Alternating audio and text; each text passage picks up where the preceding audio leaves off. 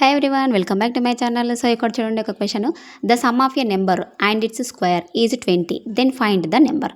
The sum of a number అంటే మనకు ఆ నెంబర్ ఏదో తెలియదు కాబట్టి ఎక్స్ అనుకోవాలి. అండ్ ఇట్స్ స్క్వేర్ అన్నాడు కాబట్టి దాన్ని కూడా స్క్వేర్ చేయాలి. సో ఆ నెంబర్ ఎక్స్ అనుకుంటే దాన్ని స్క్వేర్ చేయమంటున్నాడు. సో ఎక్స్ స్క్వేర్ కాబట్టి సమ్ అన్నాడు కాబట్టి మనకు మిడిల్లో సమ్ వస్తుంది.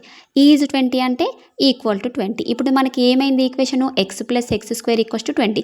మనం జనరల్గా ఏం చేసాం, ఇలాంటి ప్రాబ్లం వచ్చినప్పుడు క్వాడ్రాటిక్ ఈక్వేషన్లో సాల్వ్ చేసాం.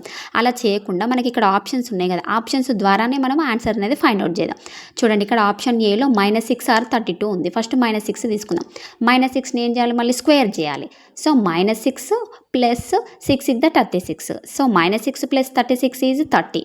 ఆప్షన్ ఏ వర్కౌట్ అయిందా? కాలేదు. నెక్స్ట్ ఆప్షన్ బి తీసుకుందాం. ఆప్షన్ బిలో -5 ఆర్ 4 ఉంది. ఫస్ట్ -5 తీసుకుందాం. -5 స్క్వేర్ చేయాలి కదా, -5 స్క్వేర్ చేయాలి. 5 5 25.